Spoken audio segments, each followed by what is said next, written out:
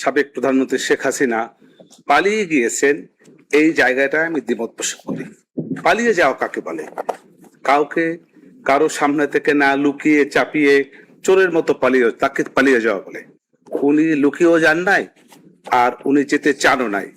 এই দেশের প্রত্যেকটি মিডিয়া এবং প্রত্যেকটি ভিডিও কনফারেন্সে প্রত্যেকটা মানুষই দেখেছে যে উনি যেতে চাননি। উনি একথাও বলেছিলেন, আমাকে প্রয়োজনে এইখানে হত্যা করে এইখানেই কবর দাও, কিন্তু তারপরে যেছেন, ওনাকে যেতে বাধ্য করা হয়েছে, অর্থাৎ পালিয়ে গিয়েছেন।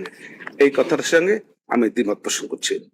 আরেকটি কথা বলেছে যে বিচারে এসে, যেমন আর একজন রাজনৈতিক নেতার প্রসঙ্গ তুলে বলেছেন যে উনি বলেছিলেন যে সাহস থাকলে আসেন, বিচারে এসে মুখোমুখি হয়।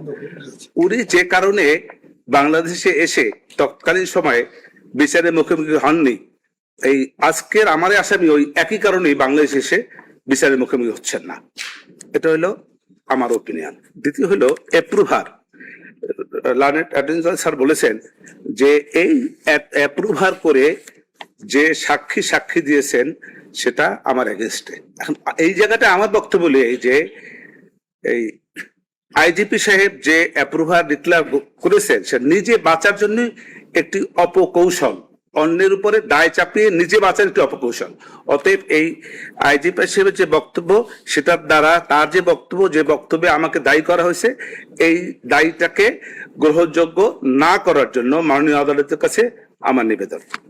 আরেকটি কথা, লার্নেড এই প্রসিকিউটর সাহেবের যে পুরো প্রজন্মকে একটা কথা বলেছেন যে আমার আসামিরা পুরো প্রজন্মকে নিঃশেষ করে দিয়েছেন বা দেওয়ার চেষ্টা করেছেন।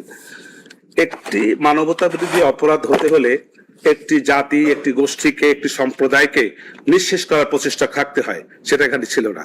যেমন ছিল হিটলারের, তার প্রচেষ্টা ছিল যে ইহুদিদের যা পৃথিবী থেকে ধ্বংস করে দেওয়ার একটা চেষ্টা ছিল, এবং সেই তারই নিমিত্তে সে হাজার হাজার ইহুদিদেরকে ধ্বংস করেছিলেন।